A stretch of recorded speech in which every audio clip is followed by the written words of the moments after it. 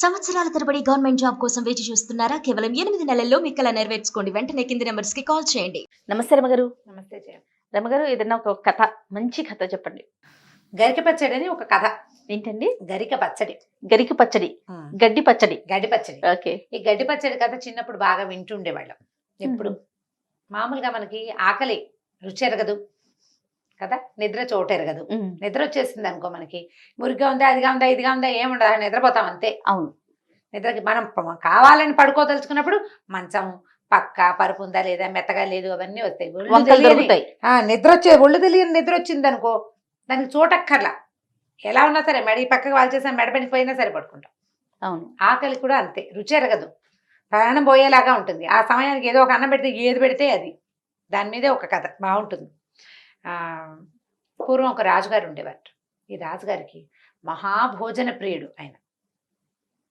రకరకాల వెరైటీస్ చేయించుకుని తింటూ ఉండేవాడు. అయితే వాళ్ళ ఊళ్ళలో, ఇప్పుడు మన ఊళ్ళో తిండి కొన్నాళ్ళు తింటుంటామా, కొంచెం వెరైటీ కోరుకుంటాం. మన బెదవాడి నుంచి హైదరాబాద్ వచ్చిన కొత్తల్లో అదేమిటది, ఈ రోటీ పొరలుగా వచ్చేది, పరోటాలు, రుమాలి రోటీలు ఎంత విశేషంగా ఉండేవో. మన దగ్గర దొరికేవి కాదు, మనకి చపాతీయే చేసేవాళ్ళు, మూడు వేస్తాడు, ఇంత చకమకలాగా కనపడేది. ఇవి తీసిన కొద్దీ పొరలు వస్తూ ఉంటాయి. రుమాలి రోటీ ఇంత ఉంటుంది, సాగుతుంది, రుచి, దాంట్లో ఆరోగ్యము పక్కకు పెట్టు, వెరైటీ కావాలని కోరుకుంటాం. అవును. మన వైపు దొరకని కూరలు ఇక్కడ కనపడుతుంటే, మన వైపు దొరకని పళ్ళు ఇక్కడ కనిపిస్తుంటే చాలా ఎక్సైటింగ్ గా ఉంటుంది, అవి కావాలనిపిస్తుంది. అవే రెగ్యులర్గా అవే కనపడే వాళ్ళకి ఉండదు. ఈయన కూడా, ఈ రాజుగారికి కొంత వయసు వచ్చాక ఈ తిండి మీద నచ్చటం మానేసింట, అన్నం సహించట్లేదు అని రోజు వైద్యుడికి చెప్పేవాడు. వైద్యుడు అన్నాడు, అట్లా కాదు మహారాజా, మీరు ఎంత భోజన ప్రియులైనా మన రెగ్యులర్ వంటలే తినడం వల్ల మీకు అలా ఉంది. కొంచెం చుట్టుపక్కల రాజ్యాల నుంచి వంట వాళ్ళని రప్పిద్దాం, వాళ్ళ వెరైటీలు చేసి పెడతారని అనేసరికల్లా ఈయన ఏం చేశాడు, పక్కన ఉన్న కాంభోజ రాజ్యం నుంచి వంట వాళ్ళని కొంతమందిని పిలిపించుకున్నారు. వాళ్ళ దగ్గర మనకి ఇక్కడేమో ఊరికే వంకాయ, బెండకాయ, కాకరకాయ అవి దొరుకుతాయి, అక్కడ క్యాబేజీ, క్యాలీఫ్లవర్ అవి దొరుకుతాయి. వాళ్ళు వచ్చి క్యాబేజీలు, క్యాలీఫ్లవర్లతోటి డిఫరెంట్గా వండటం మొదలుపెట్టారు. ఒక 6 నెలలు, సంవత్సరం బాగుంది. అప్పుడప్పుడు ఇవి తిని వెరైటీగా అవి కూడా తింటుండేవారు. ఓ సంవత్సరం తర్వాత ఆయనకి వెధవ క్యాబేజీ, దిక్కుమాల క్యారెట్ అనిపించడం మొదలుపెట్టింది, నచ్చట్లేదు. మళ్ళీ కొంచెం ఫుడ్ మార్చాలనుకున్నారు. మళ్ళీ ఇంకెక్కడి నుంచో బెంగాలీ వంట వాడిని ఒక ఆయన పిలుచుకొచ్చారు. ఆయన బోల్డ్ వండాడు, పప్పులతో రకాలు, తాటిపళ్ళతో అప్పాలు, ఇలాంటివి బోల్డ్ అని చేశాడు. కొన్ని రోజులు బాగుంది, చాలా వెరైటీలు ఉన్నాయి, అది కూడా బోర్ కొట్టింది. పాత ఫస్ట్ వెరైటీ కూడా బోర్ కొడుతోంది. మన మొదట్లో రోజు మనం ఎప్పుడు తినే వంకాయ కూర, బెండకాయ కూర కూడా విసుగ్గానే ఉంది. అక్కడి నుంచి ఏమైంది, వైద్యుడు అన్నాడు, వైద్యుడు ఆయన సలహాదారు అనమాట, భోజన సలహాదారు. పాత్ర వల్ల కూడా ఉంటుంది మహారాజా, బంగారు పాత్రలో తినండి, వెండి పాత్రలో తింటాం. మామూలుగా అన్నం తినడానికి ఏమిటి, వెండి పాత్ర శ్రేష్టం, వెండి కంచం మధ్యలో చిన్న బంగారు పువ్వు వేసుకుని తినాలంటారు. ఆ కంచులో తినేవాళ్ళు, కంచు పాత్రల్లో, కంచాల్లో కూడా తినేవాళ్ళు. లేకపోతే ఏం చేస్తారు, అప్పట్లో ఉండే విస్తరాకుల్లో, తారిటాకుల్లో, ఏవో ఆకుల్లో తినేవాడు. రాజుగారికి ఆకుల్లో తినాల్సిన కర్మం ఏమిటి, లోహ పాత్రల్లో తింటాడు, వెండి కంచాల్లో తినేవాడు. బంగారు పువ్వు వేసి బంగారు కంచం చేయించి తినండి. బంగారు కంచంలో వేడి వేడి అన్నం పెట్టి కూరలు వేస్తే దాని రుచి అమోఘం, దానివల్ల మీకు ఎంతో బాగుంటుంది అన్నారు. ఇవన్నీ తీసి పారేశారు, వెండి కంచాలు, బంగారపు గ్లాసు, బంగారపు కప్పు, బంగారపు స్పూను, బంగారపు కంచం. కొన్నాళ్ళు చూశారు, ఏమీ నచ్చట్లేదు ఈయనకి, వంట నచ్చటం లేదు, వెరైటీ కావాలి. ఆకలి వేయటం మానేసింది ఆయనకి, ఆకలి వేయట్లేదు. ఆకలి ఎప్పుడు వేస్తుంది, భోజనానికి మధ్య గ్యాప్ ఉంటే ఆకలి వేస్తుంది. ఇన్ని వెరైటీలు, ఇంతమంది వంట వాళ్ళని సాటిస్ఫై చేయాలంటే ఏదో ఇంత అంతా తింటుండాలి, ఆకలి ఎక్కడేస్తుంది. సరే, విసుగ్గా ఉండేది ఆయనకి. ఏమిటి, ఆయన ఏమో భోజన ప్రియుడు, చక్కగా తినాలని ఉంటుంది, సాటిస్ఫాక్షన్ లేదు తిండిలో.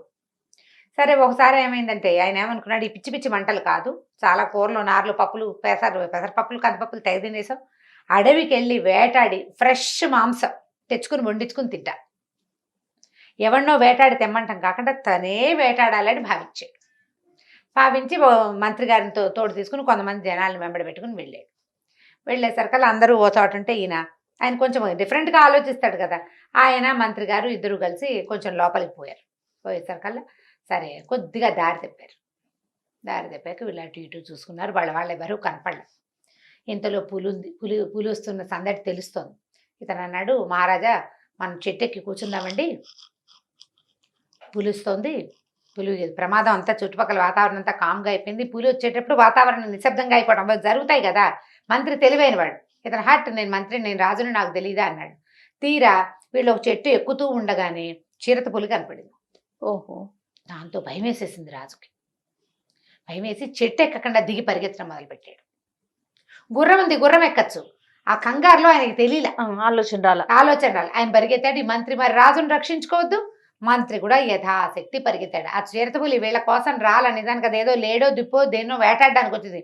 అవి దాక్కున్నాయి, వాటిని మాటేసి వేటాడడానికి వచ్చింది.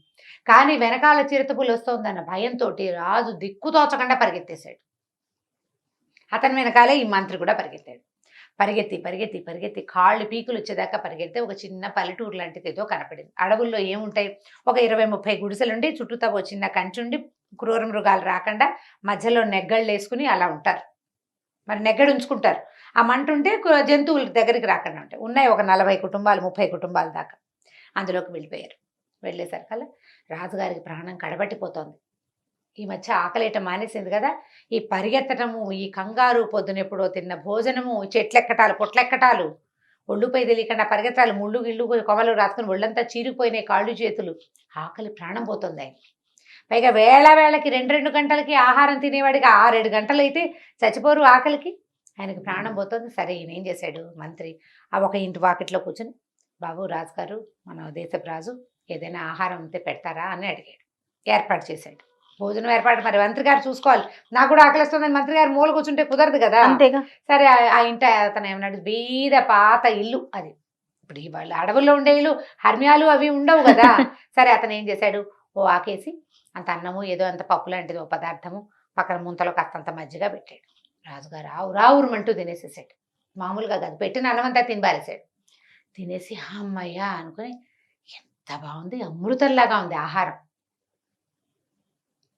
ఇదేమన్నాం, ఎలా చేశారు, దీంట్లో ఏం ఆహార పదార్థాలు వాడారు, నాకు అన్నం పెట్టావే అదేమిటి ఆకు, ఆ ఆకు వాసన ఎంత బాగుందో, ఎంతో బాగుంది.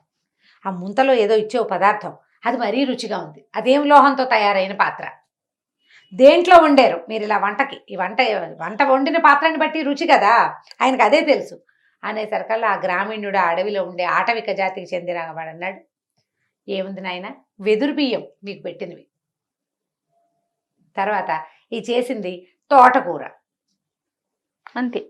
మరి అంతకంటే ఏముంది, ఈ ముంతలో ఉన్నది మజ్జిగ, మట్టి కుండ, అది వండుకున్నది మేము ఈ పాత్రలు, ఈ వంటంతా ఎందులో వండాము, మాకేముంటాయి లోహాలు, మట్టి పాత్రల్లో వండుకుంటాం, మట్టి పాత్రలోనే అన్నం వండుకున్నాము. ఏం చేశాడు, ఈ మజ్జిగ ముంతలో అంత గంజి పోసి అందులో కాస్త మజ్జిగ పోసి అక్కడ పెట్టారు. అన్నపు రుచి ఆకలి వల్ల తెలుస్తుంది. మీకు వేసిన ఆకు విస్తరాకు, అంత ఏం లేదు, ఈ అడవిలో అన్ని విస్తరాకుల చెట్లు ఉన్నాయి, మేము ఆకులు తెచ్చుకుంటాము, కుట్టుకుని వేసుకుంటాము. విస్తరాకులు మంచి ఫ్రెష్ ఆకుల్లో అయితే వేడి వేడి అన్నం పెడితే, మనకి ఈ ఊళ్ళో కొంచెం తక్కువే దొరుకుతాయి, మోదుగాకులు కనిపిస్తాయి బాగా, మనకి విస్తరాకులు దొరకవు. విస్తరాకులు వేడి అన్నం పెడితే ఒక తమాషా వాసన వస్తుంది. అరిటాకులో పెట్టినా కూడా, అరిటాకు అయితే తెలుస్తుంది. విస్తరాకులో కూడా మంచి ఒరిజినల్ విస్తరాకులు, ఈ ఊళ్ళో దొరికే ఆకులు కాదు, మోదుగాకులే ఎక్కువగా కనపడుతున్నాయి ఇక్కడైతే. మనం ఇప్పుడు ప్లాస్టిక్ ప్లేట్లలో తింటున్నాం, అవును, మన కర్మానికి. అరిటాకులో పెట్టిన అరిటాకులో టిఫిన్ గాని అన్నం గాని తింటే ఎంత బాగుంటుందో రమ్మగారు. అవును, నాకు చిన్నప్పుడు ఇంట్రెస్ట్ అనిపిస్తుంది. తామరాకుల్లో ఇడ్లీ తినడం గొప్ప ఫ్యాంటసీగా ఉండేది నాకు. ఈ మధ్యకాలంలో చూడలేదు, ఇప్పుడు లేవు. మేము అప్పుడు కూడా చాలా తక్కువ తినేవాళ్ళం, బయట తినే రోజులు కావు కదా అవి. ఎక్కడో ఒక ఊరు వెళ్ళినప్పుడు తెలుసుకున్నాను నేను, తామరాకు మీద అదిపో అది వాళ్ళకి గొప్పగా ఉండదు. అసలు తామరాకులో తింటాం అనేదే గొప్ప విషయం అనమాట. ఓసారి 2 సార్లు తినుంటాను, అది ఇంకా బుర్రలో ఉంది నాకు. రాజు ఆశ్చర్యపోయాడు, అంతేనా, ఇందులో ఏం లేదా, మరి నాకు ఇలా ఎందుకు అనిపిస్తుంది, నాకు ఎంతో అమృత తుల్యంగా ఉంది, కడుపు నిండిపోయింది, హాయిగా ఉంది, ఇలాంటి ఆహారమే రోజు కావాలనిపిస్తుంది. అంటే మంత్రి ఏం చెప్పాడంటే, మీకు ప్రధానంగా వేసింది ఆకలి ప్రభు, ఆకలికి రుచి ఎరగదు, మీకు ఆకలేసే అవకాశమే లేదు మన ఊళ్ళో, ఆకలేయటానికి మీకు శారీరక శ్రమ లేదు, ఎంతసేపు సాయంత్రం ఏం వండించుకు తిందామా, మధ్యాహ్నం ఏం వెరైటీ వంటకం తిందామా అన్న ఊహే చేస్తున్నారు. ఈ తిండి గోలలో పడి మీరు రాజ్యాన్ని కూడా పట్టించుకోవాలి. ఇప్పుడు చూడండి, ప్రాణాలు కాపాడుకోవడానికి ఎంత పరిగెత్తారు, దొరికిన పట్టెడన్నం అమృతంలాగా కనపడింది. నిజానికి మన ఊళ్ళో సైనికులు వాళ్ళు కూడా, పేదవాళ్ళు కూడా ఈ ఆహారం తినరు, ఇంకా మంచి ఆహారం తింటారు వాళ్ళు. ఈ అడవిలో ఈ ప్రాణాలు పోయే సమయంలో దొరికిన ఆహారమే అమృతతుల్యంగా ఉంది. వెంటనే తింటే అన్నపు విలువ ఉండదు, తక్కువ ఉంటుంది. మాడి ఉంటే ఒక మెతుకు కూడా వృధాగా పోనివ్వరు, మార్చాలి. పిల్లల కోసం అన్నాలు కలిపి పారేస్తూ ఉంటాం, అవునండి. బాక్సుల్లో పారేస్తూ ఉంటారు. అన్నం పెట్టకుండా అంటే పిల్లల్ని మార్చాలని అడక్కు నువ్వు. టైం ఉండాలి, గ్యాప్ ఇవ్వాలి. గ్యాప్ ఇవ్వాలి. అప్పుడు ఆకలేస్తుంది, శుభ్రంగా కడుపు నిండా తింటారు. మధ్య మధ్యలో చిన్న చిన్న మంచింగ్ స్నాకింగ్ వేస్తూ ఉంటే అన్నాలు తినరు. అవును. కానీ ఒకవేళకి తినాల్సిన హెవీ మీల్ తినరు కదా. దాంతో రాజుగారు తెలుసుకున్నాడు. తెలుసుకుని మంత్రి గారు మనం వెళ్ళిపోదాం ఇంటికి అన్నాడు. కొంచెం చీకటి పడిపోయింది, రాత్రికి అక్కడ పడుకున్నారు. మర్నాడు పొద్దున కూడా వాళ్ళు చక్కగా ఓ చెంబు నిండా ఇచ్చిన గంజి తాగి సంతోషంగా, ఈ లోపల ఏమైంది, సైనికులు రాజుగారు మంత్రి గారు తప్పిపోయారని వెతుక్కుంటూ ఈ పల్లె దగ్గరికి వస్తే వాళ్ళు తీసుకొచ్చిన గుర్రాలను పట్టుకుని వెళ్ళారు. వీళ్ళు ఊరెళ్ళిపోయారు.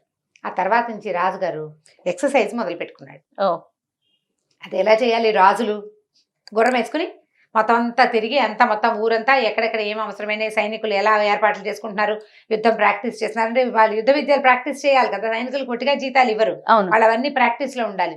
ఎక్కడెక్కడ ఏర్పాట్లు ఎలా ఉన్నాయి అవన్నీ తెలుసుకోవడానికి గుర్రం వేసుకుని స్వయాన. బాగా తిరిగి పనిచేసి తిరిగితే ఏముంది అలసిపోడు. అప్పుడు వచ్చి ఇంటికి వచ్చి అన్నం తిని అట్లా చేసి మెల్లిగా ఆహారపు రుచిని విలువని తెలుసుకున్నాడు. తెలుసుకున్నాడు.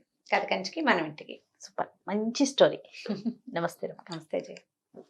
ఈ వీడియో కనుక మీకు నచ్చినట్లయితే లైక్ చేయండి, షేర్ చేయండి. మరిన్ని వీడియోస్ కోసం మా ఛానల్ని సబ్స్క్రైబ్ చేసుకోండి.